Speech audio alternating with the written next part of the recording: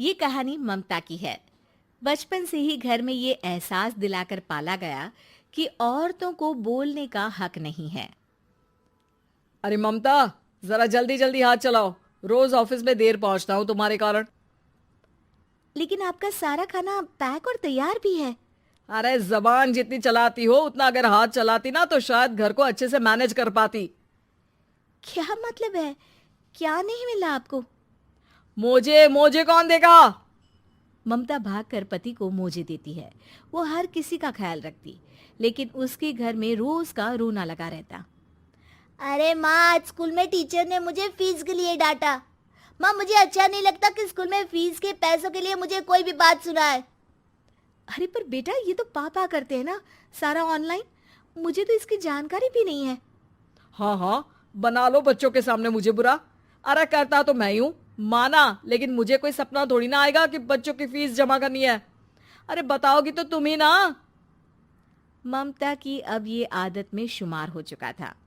वो हमेशा हर बात के लिए खुद को ही दोषी मानती। एक दिन वो पड़ोस की दोस्त से कहती है, समझ नहीं आता यार, मैं इतनी डम कैसे हो सकती हूँ। बात तो सही भी है ना। अब पति बेचारा नौकरी करे, पैसे कमाए, या फिर ये देखे कि बच्चों की फीस का वक्त है। क्या करूँ यार। पता नहीं, मेरे पति तो सारा काम खुद ही करते हैं। वो तो कहते हैं कि तुम थक जाती होगी, सारा दिन घर बाहर बच्चे। तो अच्छा, ऐसे भी पति होते हैं क्या? अरे क्या बात कर रही है? भाई साहब कभी तुझे किसी बात के लिए सुनाते नहीं? किसने कहा नहीं सुनाते? अरे ये पति चीज ही ऐसी होती है कि बिना पत्नी को सुनाए उन्हें चैन की नींद कहाँ आती है। तो तू भी परेशान रहती होगी कि कैसे, क्या, कब भूल गई। अरे वो तो मुझे बस इस बात के लिए ताना देते हैं कि मैं वक्त पर खाना क्यों नहीं खाती या पार्लर जाकर अपनी साज सज्जा क्यों नहीं करवाती। पड़ोसन बोल ही रही होती है कि ममता के बेटे की आवाज आती है। अरे माँ, क्या हो गया? लग नहीं रहा कि आज आप मुझे पानी भी देगी। अरे कब से खाने के लिए वेट कर रहा हूँ। अरे यार, मैं चलती हूँ। बेटा खाने के लिए वेट कर रहा है, मैंने उसे खाना भी नहीं दिया। अरे 12वीं में पहुंच चुका है तुम्हारा बेटा, उसे बोलो खुद पानी लिया करे। मैंने तो अपने बच्चों को काम करना सिखाया है। अरे यार, खुद की भी तो कोई लाइफ है। माना जब नहीं कर सकते थे तो किया, लेकिन अब इतने बड़े बच्चों की हर बात मानेंगे तो मुश्किल तो अपने को ही होगी। ममता को पड़ोसन की बात में दम तो लगता है, लेकिन करे क्या, आदत भी तो खुद ही ने डाली थी। ममता घर जाती है कि तभी बेटी आ जाती है।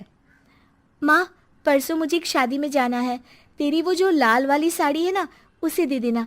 मैं आज जाकर टेलर को दे दूंगी, वो उस साड़ी से सूट बना देगा। अरे नहीं नहीं तारा, वो मेरी माँ ने मुझे दी थी और उस साड़ी से मेरी काफ़ी भावनाएं जुड़ी हैं। तुमको ना मैं दूसरी साड़ी दे दूंगी। ओके, कोई बात नहीं, लेकिन आज दे ही देना पक्का। तारा माँ की साड़ी से सूट बनवाकर पार्टी में जाती है, लेकिन जब वो पार्टी से लौटती है, क्या है, मैं तो समझ ही नहीं पा रही हूँ। अरे जब वो साड़ी मांगी थी तो ये छल्ली सी साड़ी क्यों दे दी? मैं ही पागल थी जो इस साड़ी का सूट बनवा लिया मैंने। माँ, जानती भी हो कि कॉलेज में मेरी कितनी हंसी उड़ी। तभी वहां ममता का पति सुनील आ जाता है। अरे गवार औरत, जब बेटी साड़ी मांग रही थी तो दे देती ना। अरे पापा, इनके तो इमोशंस जुड़े थे उस साड़ी से। ममता इतने सब के बाद भी कुछ नहीं बोलती। मेरी बेटी की बेइज्जती हो गई, मैं बिल्कुल बर्दाश्त नहीं कर सकता ये। मैं नहीं चाहता कि मेरी बेटी से कोई भी ज्यादा सुंदर लगे पूरे कॉलेज में। जी, वो पढ़ने में तारा बिल्कुल अच्छी नहीं है, उसकी पढ़ाई पर आप ध्यान दीजिए ना। अच्छा, अब तुम मुझे बताओगी कि मुझे किस पर ध्यान देना और किस पर नहीं। रमेश जैसा ही ये वाक्य पूरा करता है, ममता की बेटी और पति उस पर जोर जोर से हंसते हैं। अरे ठीक है ना, पता ही नहीं चला कि कैसे वक्त इतना बीत गया। अरे कैसे पता चलेगा माँ, हम लोगों के पीछे जो तू बैताल की तरह चिपकी रहती थी, तुझे कैसे वक्त का पता चलता। ममता को पहले सास ससुर, फिर पति और बच्चों की तरफ से इस तरीके की बातें सुनकर उसका मन बहुत दुखी रहता था। एक दिन, सुनो ना, बहुत दिनों से कमर के नीचे बहुत दर्द रहता है।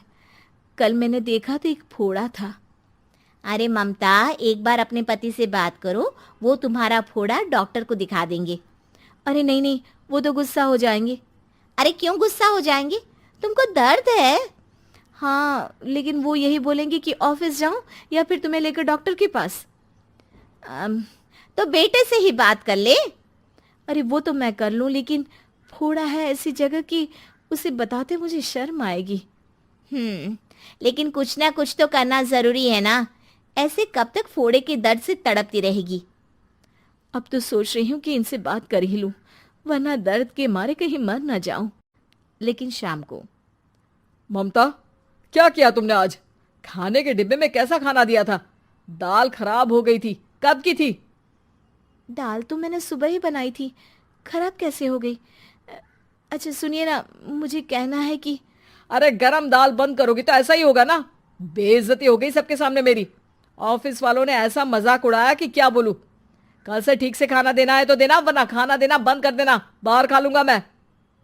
ममता, जो पति से अपनी परेशानी बताने वाली थी, वो अब ये सोचने लगती है कि कल से पति को खाने में क्या दे। अगले दिन ममता थकी थकी सी हालत में, आप लोगों के लिए नाश्ता बना दिया है, खाना बनाने की हिम्मत नहीं है आज तो। रात भर सोकर थक गई है ना, इसीलिए तो खाना नहीं बना सकती। हिम्मत नहीं हो रही है, मैं बस सोने जा रही हूँ। बस मैडम को सोने का बोल दो, फिर देखो कैसे सोती रहती है। माँ, फिर वही पराठा सब्जी। अरे हमारे साथ के दोस्त एक से बढ़कर एक नाश्ता खाना लेकर आते हैं, आप तो बस।